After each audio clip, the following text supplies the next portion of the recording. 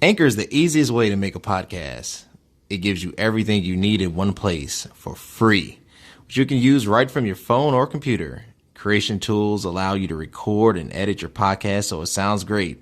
They'll even distribute your podcast for you so it can be heard everywhere: Spotify, Apple Podcasts, Google Podcasts, and many more. You can easily make money from your podcast with no minimum listenership.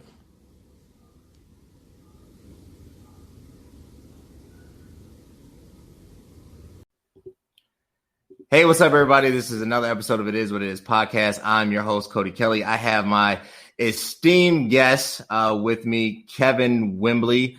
Kevin has recently put out a hip-hop project, had a great, amazing album. He agreed to be on the show. So I just wanted to have the opportunity to connect with him. So, Kevin, how you doing? I feel good, man. How you doing, man? I'm doing well, man, in the midst of everything and kind of this new world, this post-COVID-19 world. You know, I can't complain. God's been good. I wanted to connect with you, man, because you went through, this entrepreneurial route, right? And really starting your own label. And then I remember you made the status, hey, look, I started my own label. Y'all come support.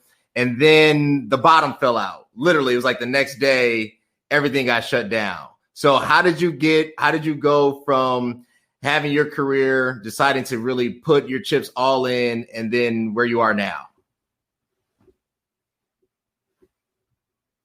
My label on Valentine's Day. Can you hear me? Yeah. Okay. I started my label on Valentine's Day. Well, the day before Valentine's Day. And then I dropped a music video on Valentine's Day. And literally 2 weeks later, the whole world shut down. So for me, what I did was planning to do for March ended up getting pushed back to what's about to happen in June. I actually just finished my second project, but starting the label, a lot of people think that I did it because like I want to sign people and stuff like that. That's gonna come later. Like I've been putting thousands of dollars into my music for a long time, and people don't understand. Like when you're independent, even like let's say I put out one song with a music video. The beat is probably because I buy exclusive rights to everything that I put out, because if it blows up, I don't want to be sued. So a lot of people just find stuff YouTube and start rapping, or they'll find a producer, their friend or something, and get a beat and start rapping. Sometimes I have dudes who will send me beats, but for me, for starting the label for business, because now all the money that I put into my music, gas to drive to the video, studio time, beats, videos, all of that, it goes as copyright. So now when I do my taxes coming on the beginning of next year, all of that stuff I'll finally get back. I've never got money back. I have before, because 40,000 people streamed my first project. I was excited about that. You know what I mean? I got some money off of that, but I never had my business intact.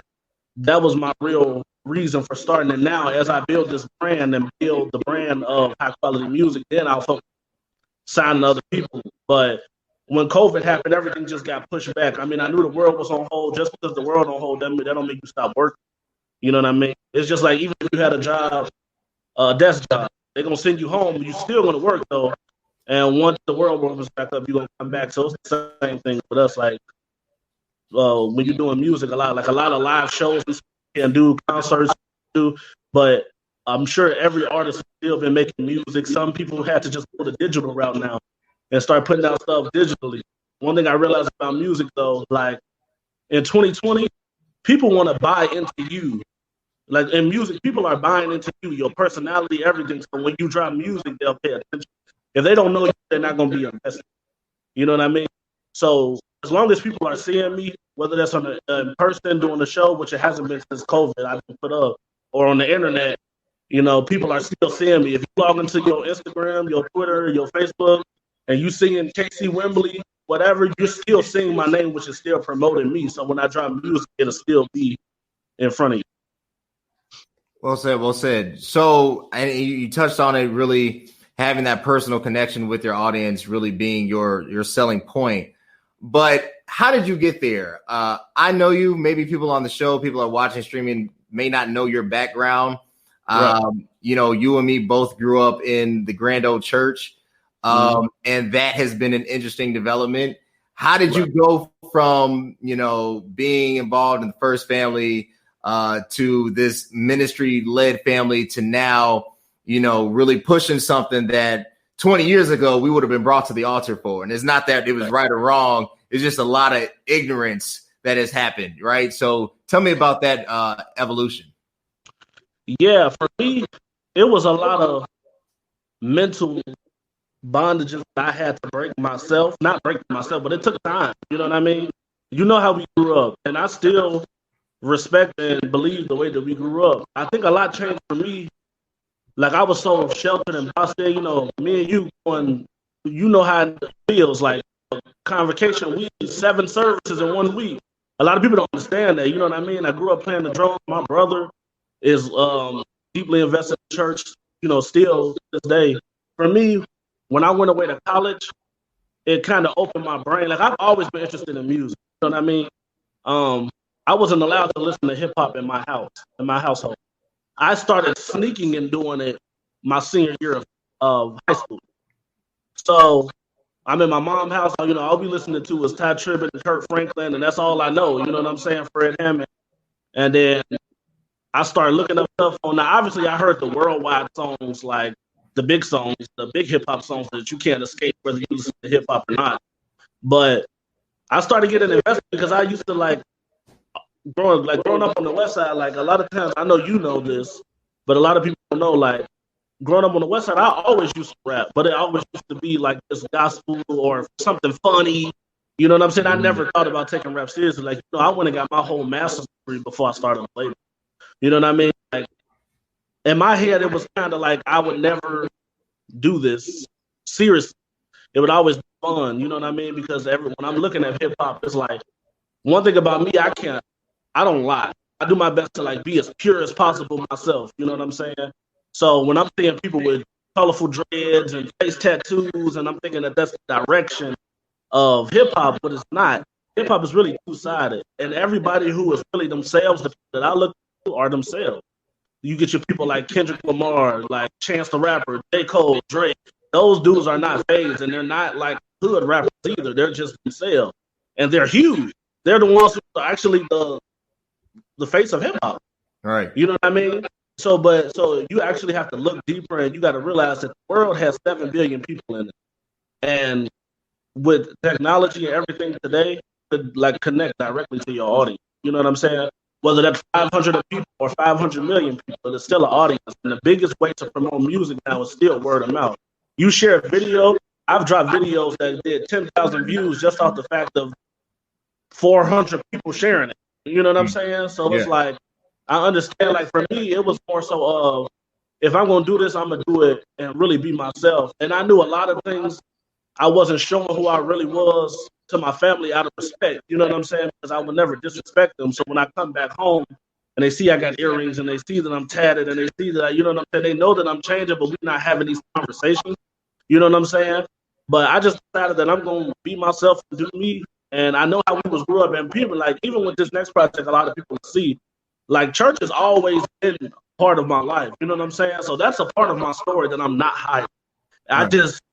But it's just not church people realizing that's not the only part of my story. You know what I'm saying? There's a lot of things that happened in my life, a lot of things that changed me, a lot of things that made me who I am. You know what I'm saying? And you heard my first project, anybody who heard it, I got a song on there called Got It Made. And growing up, it's weird because it's we feel oh man, if I do this, I'm gonna die and go to hell. You know what I'm saying? That's how I always think, and I realize that's a bondage mentality. A lot of people might not agree with that, you know what I'm saying? But that's how I feel. So it's a lot of times when I went away to school, I couldn't really decipher the difference between God and church. You know what I'm saying? I'm doing all of this because I don't want to disappoint my family. I'm doing all of this because it's right, but is it really about following a rule of not disappointing the people you love or actually having a connection with God? I feel like I never had a connection with God. I was speaking in the youth churches and stuff, really just trying to be like Lewis. I remember. Because I'm saying that this is I'm 16 years old. You know what I'm saying? And my brother's doing this, and this is all I know. But then when I went away to school, I'm realizing that that's not really me. And the thing that I have to come to terms with it, and that's okay. You know what I'm saying? You got to be yourself. I would rather be the only and first me than a duplicate of somebody else, which is what led me on this journey to actually taking music. That makes sense. Would you say that one of the struggles, before I go to my next question, in the way we grew up, is that we didn't have a choice? Right. Right. So it's like they saw something or they wanted to see something and you had to do it. You had to play drums. Lewis had to preach. I had to preach. Right. You know what I'm saying? But it wasn't like, was it ever asked, hey, what if you just wanted to be, I don't know, usher, like, something that has nothing to do with the mainstream view of what the organization is? That question was never asked. Right. And the struggle of, I have other talents that might not fit your view of me, but it's still a God-given ability. Exactly. But gifts and callings come without repentance. You don't have to be in the church to. I mean, a lot of people are gifted, as you see, who don't even believe in God. So it's like, for me, I think another question, yes, you're right, but it was never asked of me. It's kind of like this. If you choose something and that's all that you've ever seen, are you choosing it because out of obligation or because you actually want to? Like now I meet so many Christians who studied every religion and then they chose Christianity. I love that, rather than I grew up in church and I don't know nothing about anything else. This is why you know what I'm saying? Mm-hmm. And see, that was more so my thing. Like when I went away to school, I realized it's like, and I'm still a Christian. I don't believe in anything other than religion or anything like that. Yeah. But it was good to like get exposed to everything that the world has to offer and still be able to stick to my beliefs growing up. You know what I mean? The foundation. So for me, I honestly never really wanted to be anything in church. Like I never wanted to be a pastor. I never wanted to be a preacher. Like I love playing the drums. You know what I'm saying? I would do that. Me and Kiara would do that. Lewis played the organ, but like I never had a desire to be in the pulpit. You know what I'm saying? Like I never had that's my brother's thing, and he's really well at it. You know what I mean? Right. But for me, that's just not what I wanted to do. Now, the way I grew up in my family, they hear that now, they understand. But if I would have said that back then, that would have been blasphemy. Oh, I know. You know what I'm saying? Yeah. I know for myself, the struggle with, hey, just because I'm good at it doesn't necessarily mean I'm called to do it. Right. And just because, my grandfather might do this, we might be both light-skinned and bald, but Cody Kelly is a completely different animal, Right. So I totally understand. Like, I don't have to inherit your responsibility. Right. That's completely you at the end of the day. My faith, I'm still there. I still believe, I still love, I'll still serve, but there's a completely different area that I'm trying to reach, with God being still in my focus and worship. Like this. Yeah. Like, you know what I'm saying? What you're doing right now. Like, even like, I know you're really heavy into politics too, right? Yeah. Growing up, I mean, church and politics might go hand in hand a little bit, but it's like, there's other avenues that you can reach outside of the four walls. Some people call to preach, some people call to teach, some people call not to do anything, but you're still going to reach the amount of people that you're supposed to reach, being yourself and doing what you feel like. Let me tell you something. I didn't reach so many people through music, and that's not even trying to cap on live. Like, so many people, one thing I don't do is I know in hip hop that's a big thing to like fake it until you make it. Me, I wanted my stuff to be organic. You know what I mean? I wanted to drop something and people connect to it and reach out to me. I'm not the type of person, like, as you can see on my social media, I don't post music 24/7, because here's the thing. If you make it quality and you post it, people are listening. You know what I'm saying? You don't have to drop something every week and tag 100 people and for them to know that you're serious about music. If anything, you're going to annoy people, like, for the most part. Like, for me, it's just like, okay, focus on the product. And my thing that I'm focusing now is marketing. You know what I'm saying? And sometimes a lot of marketing takes you to keep reposting. And that's one thing I'm realizing as I'm like studying marketing, things like that. But I feel like if you make the product quality, which is why I tried to call myself, which is why I did brand myself as high quality music. Like, when you post it, it's going to promote itself. Yeah. You know what I mean? Definitely. Let's shift focus. Hip hop, right? Mm-hmm. So, we grew up, I've always been a fan of hip hop. First hip hop album was actually Missy Elliott, The Real World, 1997. My brother got Ready to Die by Biggie and Tupac. So he had the two albums I was going to purchase. Wow. So I bought this. My mother found out we bought it because, my dad didn't care, but my mother found out we bought it, threw our hip hop albums out the window. But I've loved hip hop forever, right? Right. But the sound has changed, right? And when you think of what's going on, you think of the Ahmaud Arbery's, you think of the George Floyds, you think of just mass police brutality and hunting of just black people, whether it's Breonna Taylor or whoever. What is the sound of hip hop now, right? Because Bling Bling it's not that it's not a great song. It's just, it doesn't fit what the current state of the world is. What is that future sound of hip hop? Right. I think now people always say social media, I think it kind of made the world flat because now what's going on in Alaska, you can see it right from your cell phone. You know what I'm saying? It used to be promoted by the news, and that's why radio is losing its power because now we have streaming. You get in your car. You know what I mean? I think that hip hop future state is whatever the individual wants it to be because it's out there. You know what I'm saying? Like, people have always made music that wasn't about what's going on. You know what I'm saying? But the thing is, back in the 90s and the early 2000s, music actually had purpose. Music actually had a message in it. You know what I mean? And now there are just as many artists who still making music with messages. It's just the industry is only promoting BS because it's an agenda behind that if you act. But I think the future of hip hop, like I don't expect any of these current rappers to really talk about what's going on right now. You know what I'm saying? I don't really expect a rapper there's still a few, but the majority mass rappers, a lot of people this is the microwave generation. People care about melody and they don't really care about content anymore. It's really all about the quick, easy melody. You know what I'm saying? That you can play in the club or you can play in the car that's going to make people get hyped. It's like people only focus on one emotion, and that's turned up right now when you have hundreds of emotions that you can make music. You know what I'm saying?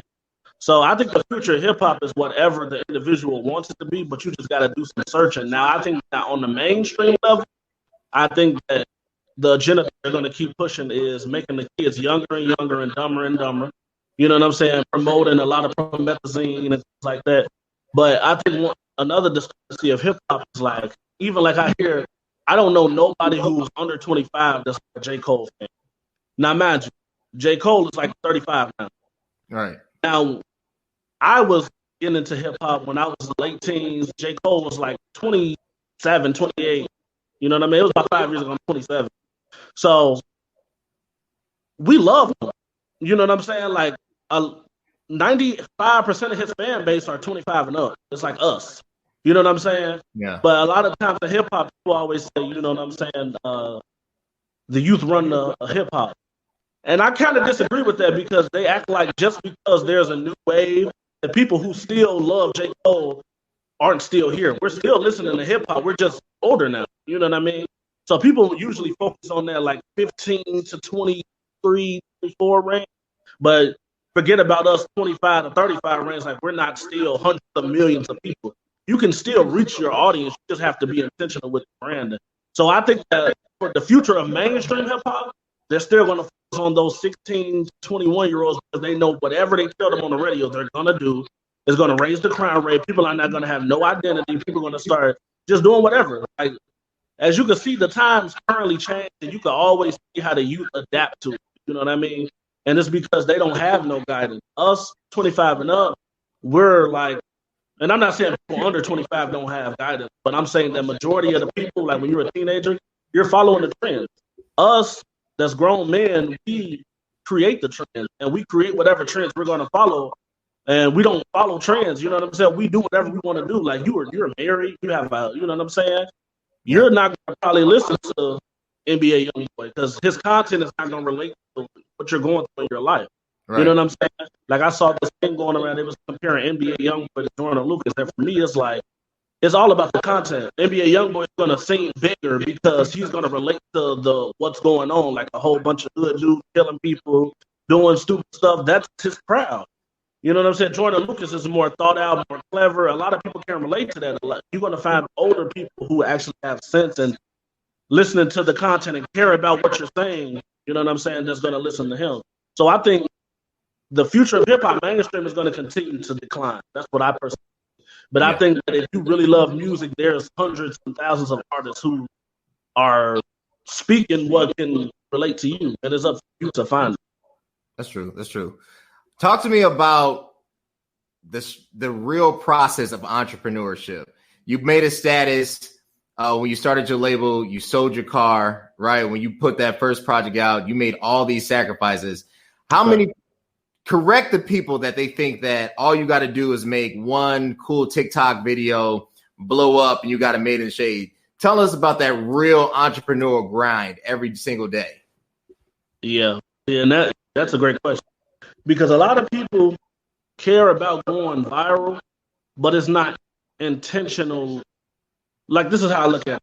When I first moved to Atlanta, right, I would see certain people like that I saw on Instagram before I moved out there, and you will see them with 1 million followers, and you're like, oh my God, they're so lit. And then you realize, and it's not to shame anybody, but this is just what I was realizing, that a lot of those people, you know, don't have real money, or they're working the same dead-end jobs as everybody else, or they're sleeping on people's couches and stuff like that. And here's the thing, a lot of people don't know, perception is not reality. Like, a lot of people want to be lit. A lot of people don't want to be paid. A lot of people don't know what it takes. And a lot of people don't know that just because you go viral don't mean it's going to transcend into your music. You know what I'm saying? So as an entrepreneur, for me, I focus on reaching the people that I can reach. I can't look to the left or to the right of me.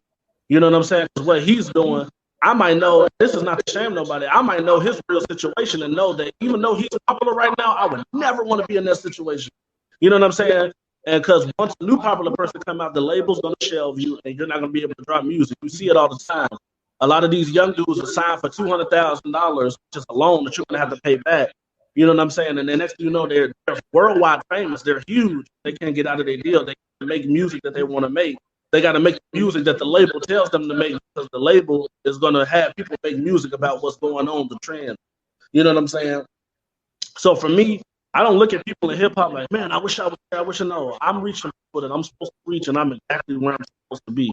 Like, I feel like being an entrepreneur, people don't understand that on the back end, it takes so much sacrifice.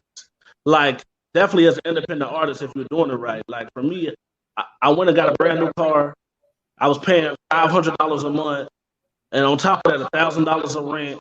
I mean, thankfully, I had my master's degree, and I was making really good money in my field of study that I went to school for.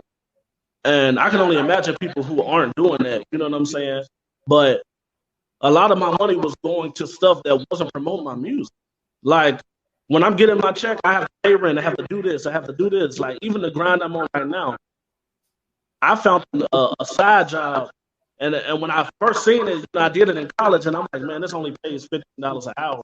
But then I had to realize there's no cap on overtime, and $15 an hour after 40, $22 an hour. And if there's no cap on overtime, you could work 100 hours a week and get a $4,000 check every 2 weeks that could really help. You could pay $2,000 to pay your bills or whatever, and now you got $2,000 left over to promote your music. And you don't have to do 200 hours every 2 weeks, but you can do what you need to do to get to where you need to be. People don't realize it takes so much money. If I put out one video, I've spent over $1,000. $300 for the beat, $300, $400 for the exclusive rights for the beat, $200 for studio time, mixing and mastering and all that stuff. And one music video is always between $500 and $700, just for me to put something out there for people to see if they like it or not. You know what I'm saying? Like, people don't understand, like, you're going to have to continuously put thousands of dollars into yourself. You know what I'm saying? It's not about making a TikTok video. You can do that too. That's the market. You know what I'm saying? That's what you want to do, but make sure you have your brand intact. You're actually doing what you're supposed to do to push it. Like, intentional steps forward. It's not about steps forward. It's not about taking steps if it's to the left or to the right. It's about intentional steps forward. That's how I look. Because if I get on somebody's social media and they doing TikTok, and then they drop some music, I might pay attention for the first time. But here's the thing: you can market all you want to. If the music isn't quality, people aren't gonna. You know what I mean? No, that makes sense. Intentional steps. I know. I mean, you hit on it. People don't realize even this platform isn't free, right? We put so much energy and resource into providing something on the hope that you gravitate towards it, right? Right. And then we don't see a return for years, but I'm glad you hit on it. Well, look, I appreciate it. What do you have in the pipeline right now? I know you dropped that one last year. I know you've been working. What's going on right now? Well, right now, as of last week, I have a little more to do because I recorded my music, but I still have to get it mixed and mastered. I am about to drop my second project, and my focus on this marketing. Like I said, my first one did 40,000. 40,000 streams. And I'm very grateful for that. You know what I'm saying? And it took over time. It wasn't immediate. You know what I mean? For this next one, my goal is to reach 100,000 people. That's what I have down. That's what I want to. You know what I'm saying? Because I've had people hear my stuff and then reach out to me on Twitter or Facebook or Instagram and, man, I don't know who you are, but just don't touch me, da, da, da, da. And I'm really thankful about that. But a lot of my support comes from the people who either knew me on this path, such as yourself, as I've grown up, who I've met, or people over the internet or whatever. But right now I have first my second project about to drop, and I'm going to focus on promoting that. And I took my time with this one to really dig in to reach like my target audience that I really wanted to reach. Like my first project, I feel like that was a test run of like, I was going through a lot of stuff in Atlanta. I had sold everything, moved out there, was sleeping on the floor. I was living with TJ my first 8 weeks. We both TJ. So I was living with TJ my first 8 weeks of being there, and I sort of got thrown out on my own. And then after in 2019, I had moved to Chicago, you know what I mean? And I feel like a lot of things that I was doing while I was there, it was kind of like, you didn't have to do all of this to get to this point. You could have did this in a different way, and you still would have reached a lot more people, and you would have been able to do it a lot at a more rapid pace. Because the thing is, everybody's fighting for your attention on your attention on your cell phones. I'm not just going against other independent artists. I'm going against mainstream artists. I'm going against stuff that's happening in the world, like this whole George Floyd situation.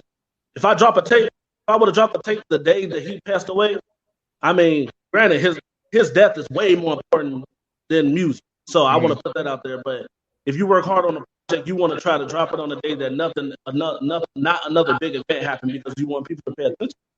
You know what I mean? And that's another thing people don't realize. Like, and now you never know what's going to happen at any day at any time. You know what I mean? So like, it's about making the product quality and just keep promoting, because even if you drop something on a day and then an event happened that you didn't know was going to happen and everybody's talking about that instead of music, you still got to continuously promote yourself. You know what I mean? Yeah. So my thing is, I want to focus on continuously promoting myself. My thing is, I'll post it, people will support, and then that'll be it. I want to continuously support, because even if I post the same song that got 10,000 views last year, that's only 10,000 people. It's 7 billion people in the world. So there's still a lot of people that's new music. You know what I mean? So I want to focus more on the marketing side, but my goal is to push the second project. That makes sense. You hit on it. I know I got 2 questions. I got a couple more minutes left. You're a black man. I'm a black man. George Floyd. How do you feel? Right? Like obviously you're not speaking for all black people. I don't think anybody can have that type of power and that influence that I can speak for everybody. But speak for yourself. How do you feel? Man, I'm outraged by it. You know what I'm saying? But my whole thing is, this is how I view it. What Minneapolis is doing right now, you know what I'm saying? Like when I first got, like, I'm an alpha. Martin Luther King was an alpha. And he promoted peace. The way I grew up, I promoted peace. Honestly, the same thing keeps happening. You see a black man get killed, we'll protest, and then we'll disappear. And then a year later, it'll happen again. We're mad again. And a year later, it'll happen again. We're mad again. But when is it going to actually change? And I'm so pissed off by this. I am agreeing with what Minneapolis is doing right now. I don't agree with the whole looting and burning down schools and stuff like that. But you got to make the people in authority feel you. You know what I'm saying? We all saw the video. He put his knee on his neck, and the man died. He telling you that he can't breathe. All you had to do was move. He could have stayed on the floor. All you had to do was take your knee off his neck, and he'll still be alive, and nobody would be riding right now. You have a lot of racist people in high power, you know what I mean? And a lot of things that they're doing are intentional. You know what I'm saying? So it had me pissed off. Just like everybody, I shed some tears. You know what I'm saying? But my whole thing is like, this is 2020. Trayvon Martin died when? 2012? 2012, 2013, yeah. Okay, yeah. 2012, 2013, and George Zimmerman is still alive today. Right. That's what, stuff like that pisses me off. Even if the cop loses his job, probably not gonna die. You know what I'm saying? So it's like, right. And gets to keep their pension. Yeah. You know what I'm saying? Yeah. You still keep your pension. You probably was gonna retire in the next year anyway. Right. You know what I'm saying? So now this man's life is gone, and all you're gonna do is get to retire a year early. That sounds like a privilege to me. You know what I'm saying? I feel like you gotta make them feel it. You gotta make them. I don't know, bro. It's hard for me. I don't want to get on social media and promote violence because that's not who I am in my heart. But it's like, what do you do? Do we just protest and then next thing you know, another man who's watching this situation right now dies next year the same exact way, and we're outraged again? Like, no, I feel like you take one of ours. The way Minneapolis is going, it's like we got to take some of y'all, and I don't want to promote that, but I feel like that is the only way. Like, I feel like I'm agreeing more with Malcolm than Martin at this point, and it's probably because of outrage, to be honest. Yeah, because I'm upset. Story of OJ, man. I mean, no matter what we do, what did Jay-Z say? So yeah, like, it's just the facts. I mean, it doesn't matter. Our blackness is a problem, So, but look, I appreciate you. Where can people connect with you? Where can they find you? Where can they get your album? Yeah, everywhere. So if you stream through Tidal, Apple Music, YouTube, iTunes, everywhere. All you got to do is type in KC and then last name Wimbley. So KC is the first name, the letter K, the letter C, space, and then Wimbley, Wimbley. And that you can find me there on all social medias too. Everything's the same everywhere. So. All right. Well, Kevin, I appreciate it. Y'all connect with Kevin, get his album. He's about to drop the second one. The first one was amazing all the way through. But I appreciate you being on the podcast, brother. Love you, man. Until then, I love you too, man. All right.